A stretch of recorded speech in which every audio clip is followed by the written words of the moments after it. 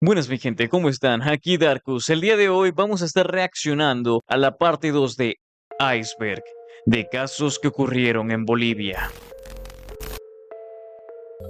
Nivel 2. Este fue un conflicto que empezó a inicios del 2000 y que duró aproximadamente 4 meses en la ciudad de Cochabamba.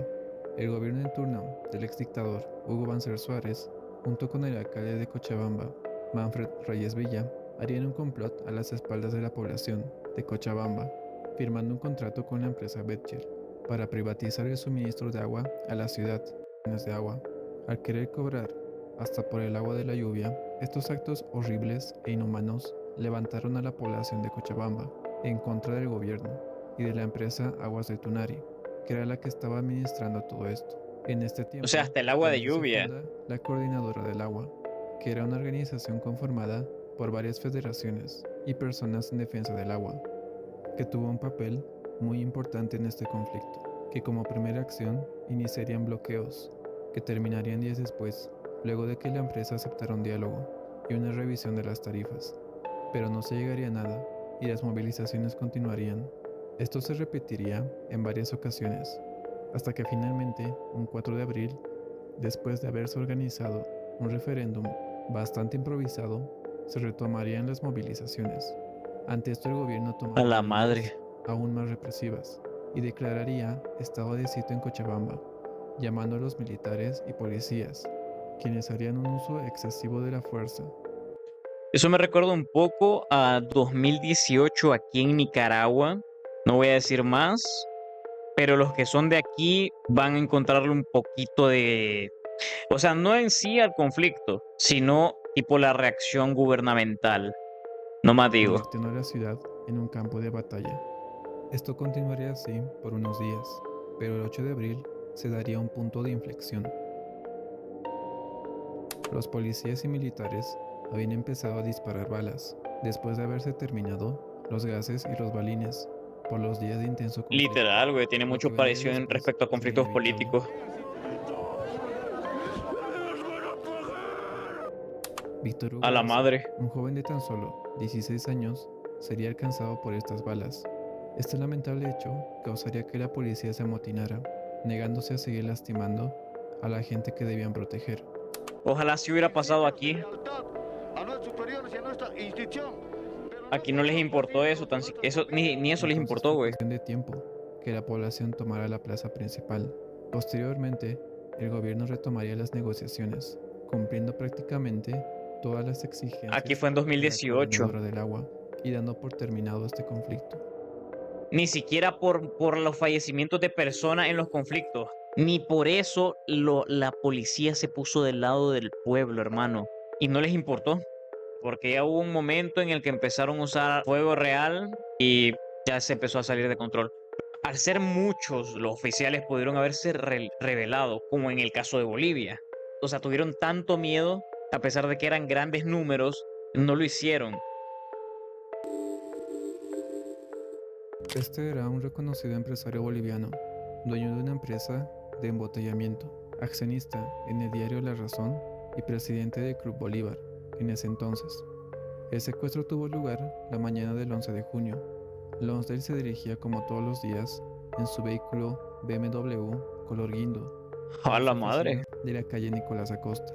un Presentado BMW. a 2 Ya cuadras del quisiera tener lugar, uno. en la Plaza Israel, su motorizado fue bloqueado por 2 autos, de los cuales bajaron 3 encapuchados, hicieron disparos, hirieron al chofer y secuestraron al dirigente de la academia.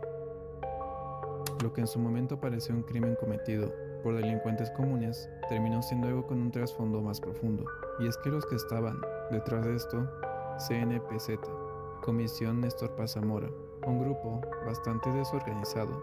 Justamente eso les pesaría tiempo después, y es que se tardaría 5 meses en dar con el paradero de Jorge, pero todo tiene un porqué. Y es que lo que le pasaría a Jorge Lonsdale sería el resultado de un montón de hechos que se juntarían al final. La desorganización de la CNPZ, la incompetencia de la policía y problemas familiares con sus hijos, que sería el principal motivo por el cual se alargaría tanto el secuestro. El final de este caso comenzaría el 4 de diciembre, cuando la policía captura al peruano Evaristo Salazar, quien fue mandado por el movimiento revolucionario Tupac Amaru, otra organización armada, pero esta vez del Perú. La policía torturaría salvajemente a Evaristo, hasta A que la madre. finalmente este da la dirección donde estaba Lonsdale y la CNPZ.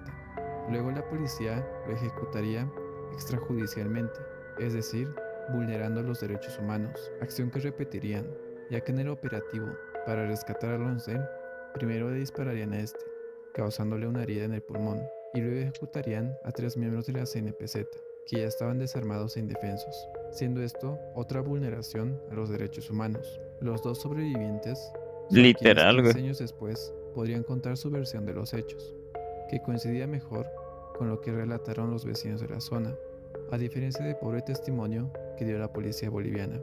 Lo cierto es que a día de hoy aún se desconocen las verdaderas razones por las cuales actuó la CNPZ y quién fue realmente el que le quitó la vida a Jorge Lonsdale. O sea, capturaron a los responsables y todo, pero en sí realmente no se supo la razón por la que ocurrió el hecho y por la que luego lo desuscribieron, güey. No se sabe realmente, nadie sabe la razón. Es una teoría mía, pero me huele a que en parte pudieron haber tenido algo que ver los hijos.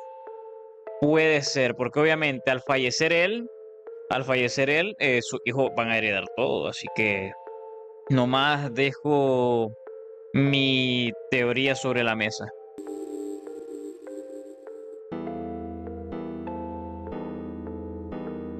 El domingo 10 de noviembre, después de casi un mes de conflictos en La Paz, por el fraude que hubo en las recientes elecciones y después de perder, como un efecto dominó, todo el apoyo que Evo Morales tenía en el gobierno, en la policía y en las Fuerzas Armadas, finalmente esta renuncia, para en sus palabras, pacificar el país. Lo que en ese momento se esperaba era justamente eso, mantener la paz y terminar con un mes de conflictos. Lo que no se esperaría a la población sería que lo peor estaba por venir. A la madre. Grupos de choque del expresidente Morales rápidamente harían notar su presencia en la ciudad del Alto, ciudad que sería la primera víctima de esta turba enfurecida, que no vio resistencia ni siquiera en la policía, que fue totalmente rebasada.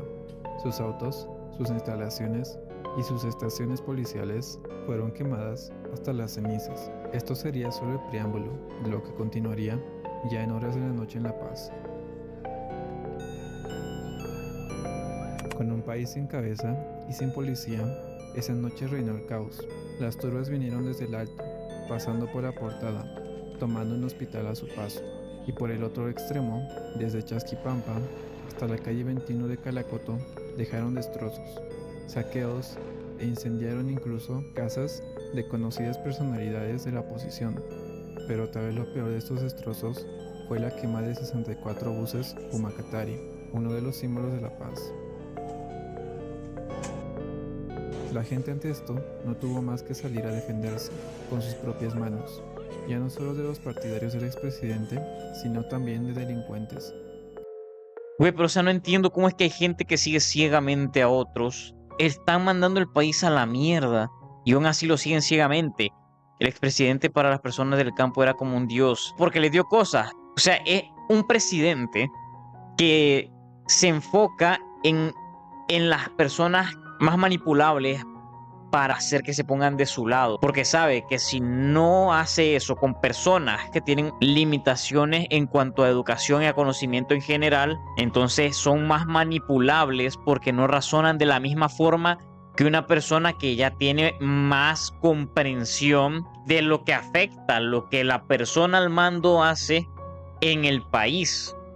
Se trata de poner igual que ellos para que así convencerlos, los manipulaba tratando de hacer que lo vieran que es igual que ellos. Entonces los manipulaba así psicológicamente y los manipulaba dándoles cosas aparte. Es que es cierto, en parte eso es cierto también. El poder te cambia. También depende si vos dejas que el poder te cambie. Porque si tenés tus principios bien arraigados, no te vas a dejar llevar por el poder. Ya es la persona que fue débil de mente, la verdad. Si tenés tus principios bien establecidos, sabes a lo que vas, sabes que vas a ayudar a tu pueblo, no tiene por qué corromperte el poder. Entonces, la humildad que si alguna vez llegó a tener, es como que nunca la haya tenido. los tumultos para hacer de las suyas, robando y saqueando zonas comerciales importantes de la ciudad. Fue una noche de tensión y miedo para la población de La Paz. Se habían barricadas en todas las esquinas de la urbe. No fue hasta el día siguiente que, después de que otra turba, incluso más grande, se dirigía al kilómetro cero, que la policía pediría ayuda a las Fuerzas Armadas, viéndose incapaces de retener todos los conflictos que estaban sucediendo en La Paz al mismo tiempo. La policía boliviana ha sido rebasada.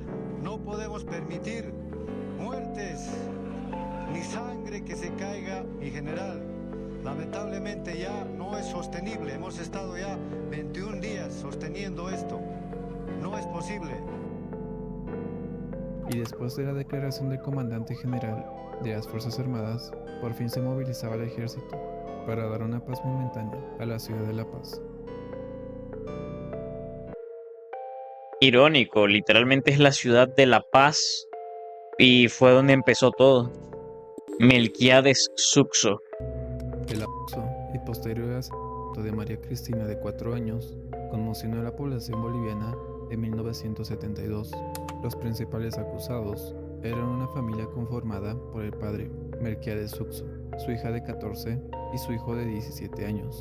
La declaración que dio la policía fue que la hija, que también sufría abusos por parte de estos dos, la secuestró por órdenes de su padre, llevándola a casa donde su padre y su hijo abusarían de ella hasta quitarle la vida. 11 meses tomó el juicio, que al final condenó a 17 años a la hija, 20 al hijo y pena de muerte para el padre.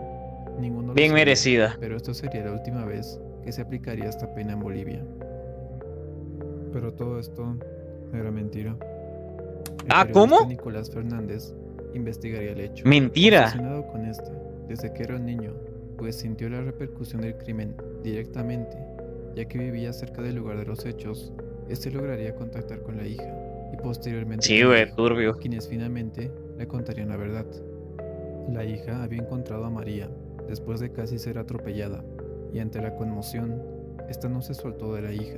Entonces la llevó a casa, donde su padre rápidamente se opuso a que se quedara, llevándola a la policía, donde poco caso le hicieron a un hombre analfabeto y que a duras penas hablaba español. Melquiades vivía en un cuarto alquilado, en una casa donde vivían otras personas. Ellos sospechaban del sobrino de la casera, que curiosamente desapareció el día que se cometió el crimen, pero esto poco le importó a la policía y al gobierno incompetente del dictador Hugo Banzer Suárez, así que se ordenó sacar culpables a como de lugar. Por ende, se prosiguió con una serie de torturas hacia la familia. Hicieron dormir a los hijos en una morgue y los obligaron A la a madre. besar a los cadáveres. Y ¿cómo puedo decir esto? Al hijo le obligaron a romperse una parte de su miembro para poder acusar la violación, mientras que el padre se llevó la peor parte. Fue torturado salvajemente toda la noche. Lo golpearon a tal punto que al día siguiente sus hijos tuvieron que llevarlo hasta la prefectura, pues sus rodillas estaban totalmente destrozadas. La familia fue víctima y fue utilizada por meros intereses políticos del entonces dictador Hugo Banzer Suárez, quien, presionado por las protestas de las comerciantes del mercado Yungas, con quienes ya mantenía cierta tensión de un mandato inconstitucional, y ordenó la pena de muerte para un hombre que además era inocente. ¿Qué tan mierda puede ser el ser humano para inculpar de esa forma no solo a una, sino a 3 personas? Una familia entera tan así que incluso lo peor de todo, se supone que quienes son los que te van a proteger fueron los que te torturaron. Otro caso que devela la negligencia de la justicia boliviana fue el del coronel Arteaga, que en 2007 perdió a su hijo, Alex Arteaga, un abogado de 26 años, que tuvo una pelea con Jorge Guzmán, de 28, aparentemente por motivos sentimentales, y fue este último quien disparó contra el hijo del coronel, causándole una herida que lo tendría en terapia intensiva, al menos una semana, antes de finalmente perder la vida. Fue justamente este hecho lo que cambió la sentencia de Guzmán y lo que rebajó su sentencia a 10 años. Pero esto no fue el peor error del caso, sino que tiempo después, al no poder resolverse el caso, un tribunal de sentencia disponía su liberación tras solo 2 años de haber estado encerrado. Fue el 1 de octubre del 2009 que Guzmán caminaba libre y acudía a una audiencia por una denuncia de falsedad material interpuesta por el coronel. En la audiencia, Arteaga interrumpió varias veces a la fiscal para denunciar que Guzmán le hacía gestos obscenos, insultando a su hijo. Esto fue el detonante de todo, ya que al salir, Guzmán y su abogada iban a tomar un café en su oficina, a una cuadra de la Corte de Justicia, pero los alcanzó Arteaga y se oyó el primer disparo, luego otros 2.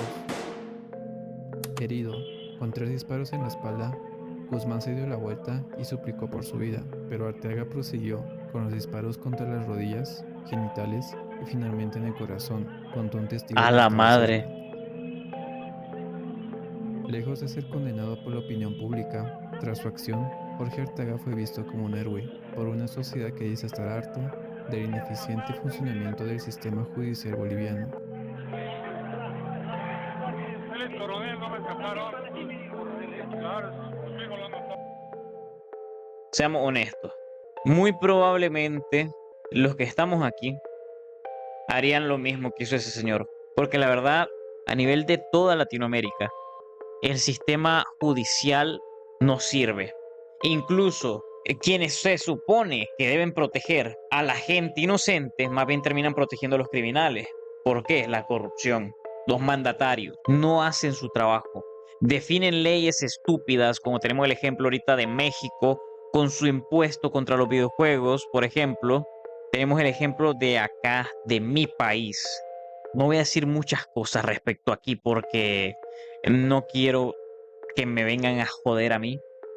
Como un héroe por una sociedad que dice estar harta del ineficiente funcionamiento del sistema judicial boliviano. El coronel no Muchos habríamos hecho lo mismo o tan siquiera pensado en hacerlo. Me incluyo ahí.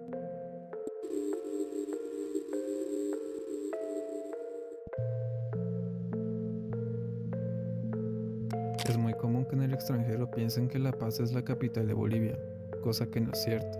La capital es Sucre, pero los poderes del Estado se encuentran en La Paz. Este conflicto se inicia justamente por esto. La población, aprovechando que en 2007 los asambleístas estaban revisando los artículos de la nueva constitución política del Estado en Sucre, iniciaron protestas exigiendo la capitalía plena y el traslado de los poderes a Sucre. Las protestas escalarían rápidamente, y es que la policía no pudo contener a una población enardecida y se fueron replegando poco a poco, mientras los protestantes estaban ganando terreno, tomando cuarteles policiales y de bomberos. Al final casi todo el cuerpo policial de Sucre terminó huyendo, incluso la unidad policial de la cárcel de San Roque, dando paso a una fuga masiva de reos, que dejó a la ciudad desolada y sin ley. Todo el cuerpo policial de Sucre se replegó a Potosí, la ciudad vecina, mientras otros tantos, junto con la UTOP, resguardaron el Liceo Militar, Teniente Edmundo Andrade, donde estaban los asambleístas, esperando aprobar la nueva constitución, lugar que la población de Sucre quería tomar, por lo que se dio una batalla en la cual la población ganaba cada vez más terreno, por lo que la UTOP tuvo que retroceder hasta la Calancha, en las puertas del Liceo Militar. Aquí es donde pierden la vida 2 personas, un abogado y un universitario, pero finalmente llegan aproximadamente 3.000 policías, que reforzaron A la defensas del madre. cuartel y junto con 300 militares lograron reducir a la turba. El conflicto terminó después de que se aprobara la nueva constitución, dejando una ciudad en ruinas, sin protección policial y con 300 heridos. Estuvo horrible. O sea, ahí sí no sé qué decir, la verdad, en ese caso. Un martes 4 de junio del 2012, Sarlet Clavijo, de 15 años, volvía a su casa en Martínez, es en inmediaciones del Prado Paceño, donde se encontraría con un hombre desconocido, y sin ninguna presión ni uso de la fuerza, ella se va con él, desapareciendo de las cámaras y siendo el último registro que se tiene de Sarlet. Las primeras investigaciones darían conocimiento de que Sarlet tenía un novio. Güey, pregunta seria. No habíamos reaccionado ya a este. Es la parte 2, pero siento como que habíamos reaccionado a esto. No sé. No sé si serán ideas mías. Pero siento que hay algunas cosas que sí ya las habíamos visto. No sé, no sé si son ideas mías o qué, pero yo siento como que sí, güey. ¿Quién sabe? Tal vez solo sean ideas mías. novio, Ever Isidro, quien le dijo que vivía en Achumani, estudiaba administración y tenía 18 años, siendo todo esto una mentira, ya que tenía 24, no estudiaba y vivía en Villa Fátima. Esto Sí, obviamente dio esperemos que como no. principal sospechoso a Ever, quien desde el principio negó haber tenido una relación con Sarlet, cosa que también era mentira, ya que indagando en el diario de la joven, se descubrió que no solo eran novios, sino que también ella había resultado embarazada y tuvo un A aborto. la madre. Además, en las pesquisas que se dieron en la casa del acusado, se encontraron fotos comprometedoras de Sarlet que Ever usaba para chantajearla, ya que ellos habían terminado cuando sucedió el embarazo, y esto databa mucho tiempo antes de su desaparición, por lo que por más pruebas que encontraron, no pudieron relacionar a Ever con el secuestro, siendo este imputado por otros delitos, pero con el caso aún sin resolver. A la Ante la madre. lentitud con la que avanzó el caso, la madre decidió llevarlo por ella misma, y en su odisea había vinculado la desaparición con una red de trata y tráfico que llevaba mujeres a Chapare boliviano. En el transcurso de su investigación, también recibió múltiples amenazas, que dio con un arrestado, pero que una vez más no se llegó a nada, ya que el caso ya estaba cerrado. Tuvieron que pasar 7 años para que Marcela lograra contactar con Raúl Aguado, un intermediario del Ejército de Liberación Nacional, una guerrilla colombiana, quien contaría que tenían cautiva a Sarlet, mas no fueron ellos quienes la secuestraron, sino que los captores la entregaron. Entonces Marcela emprendería una serie de viajes a Colombia hasta que finalmente la guerrilla dejaría que la viera de lejos y con muchas restricciones. También le comunicaron sus exigencias, y es que tenían pensado entregarla públicamente en un acto en el que estuviera involucrado el gobierno de Bolivia y el de Colombia, para poder dar inicio a un proceso de paz. Lamentablemente los conflictos nacionales de 2019 no darían oportunidad a esto, y luego vendría la pandemia. En este punto, el reencuentro de Sarlet ya no depende solo de su madre, y es que los dos gobiernos que hubieron desde que Marcela se enteró del paradero de su hija, no han dado señales de querer ayudarla, y su caso una vez más se ha cerrado. Y Marcela aún no puede tener ese esperado encuentro con su hija. Hermanas Adriasola. La música, loco. Tanto su Esa música hermana me da como cosa, güey, te lo Adriasola juro. eran hijos de un profesor de taekwondo, así que decidirían seguir esta disciplina también, pero no les iría igual de bien. Mientras Omar veía que tuvo que ser relegado a ser profesor de la disciplina, Esa música Estela le me iba da mucho cosa, mejor, güey, te lo juro. siendo incluso campeona nacional. Con el tiempo esto alimentaría un rencor y envidia que quería crecer en Omar, quien junto con su novia planearía un crimen para deshacerse no solo de su hermana, sino de toda su familia. A lo largo de unos cuantos meses, él junto con su novia barajarían varias opciones de cómo terminar todo esto, hasta que finalmente se decidieron. Ellas planearían simular un atraco, donde la familia sería víctima y Omar sobreviviría. Para esto primero tenían que sedar a base de pastillas a la hermana y al padre, ya que los dos practicaban taekwondo, y aunque Omar también lo hacía, había una clara diferencia entre él y su hermana, así que esto facilitaría cometer el crimen. Básicamente le Finalmente, reventaba usando medidas el de hocico de un discreción, putazo. con todos los preparativos hechos, en horas de la tarde Omar pondría las pastillas en el chocolate que preparaba para su familia, pero el plan salió mal. Rápidamente a su padre le dio una taquicardia, producto de las pastillas, así que rápidamente fueron al hospital, dejando a la tercera hermana, Peggy, quien sufría de una discapacidad cerebral, sola en casa. Y en el hospital y con el padre estabilizado, los dos hermanos volvieron a casa, mientras la madre se quedaría. Al volver es donde se cometería el crimen, entre Omar y su novia, Alejandra. Tratarían de someter a Gloria, pero como era obvio, no fue fácil. Producto de esto, Alejandra se llevaría la peor parte, sufriendo varias heridas producto de la pelea, pero finalmente Omar la agarraría para que su novia le propinara 16 puñaladas. Y aquí nuevamente sale algo mal en el plan. A la Gloria lo madre. llama para que traigan el carnet del padre. Ante esto Omar se cambia y decide volver, pero ante el retraso, la madre vuelve a casa antes de encontrarse con su hijo, y encuentra la macabra escena, con Alejandra en ella. Rápidamente ataca a la mujer, que ya estaba desgastada por la anterior pelea, y luego llama a los vecinos que finalmente amarran a Alejandra en un poste.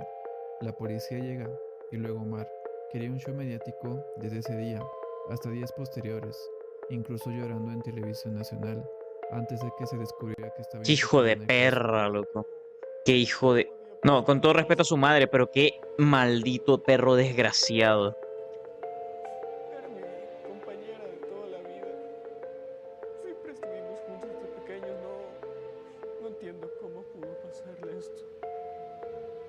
Es un desgraciado, hermano. A partir de ¿Qué pasó, ahí, mi los Ice? autores del crimen se echarían la culpa.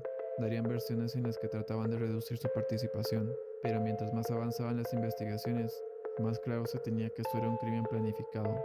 Y al final, ante el silencio de ambas partes por seguir confesando, se dictó pena máxima de 30 años para Omar y Alejandra. En Vallehermoso, zona sur de Cochabamba, una chica de 15 años pierde la vida por haber ingerido veneno para ratas. Luego se daría a conocer que la chica estaba embarazada y que su novio, de 17 años, la obligó a tomar el raticida, con la intención de A que la la chica madre. fue el colectivo de Mujeres de Fuego que dio a conocer el hecho y que el novio habría estado implicado directamente, ya que él tenía la intención de perder al bebé, además que había facilitado el veneno. Minero se inmola en el... A la madre, en el Palacio Legislativo. Que elevaba la edad de jubilación y con esto la cantidad de aportes, esto a que Pikachuri perdió el derecho a jubilarse y sumado a sus problemas económicos, ya que ni siquiera tenía para dar de comer a sus hijos, lo llevó a tomar una decisión desesperada. Armó una serie de explosivos, los puso en su cuerpo y con detonador en mano se dirigió al Palacio Legislativo, Un poco en bajo. pleno corazón de la sede de gobierno. Pero no pudo entrar más allá de la planta baja, donde los policías descubrieron sus explosivos, mas no pudieron sacarlo por la amenaza de una explosión. El minero dejó las cosas muy ¿Qué tal se claras. escucha ahora? No estaba ahí por algún motivo sindical o de algún movimiento, ni era un atentado contra el Congreso. Él quería la devolución de los 15 años de aportes que dio la Comibol, Corporación Minera de Bolivia. La negociación duró 2 horas, donde se acercarían personas como el comandante general de la policía, el viceministro de Pensiones y Seguros, Dale, dale, para dale. poder convencer a Pikachuri. Nada funcionó. Fue así que a las 3 de la tarde, en un descuido, el coronel Marvel Flores y el cabo René Ampuero trataron de sorprender a Pikachuri, pero en el forcejeo, este detonó los explosivos, muriendo los 3 en el acto. Con el neoliberalismo en su punto, se dio paso a políticas deshumanizadoras que apabullaban a los más desprotegidos, dejando casos como este, que solo podemos recordar con pesar.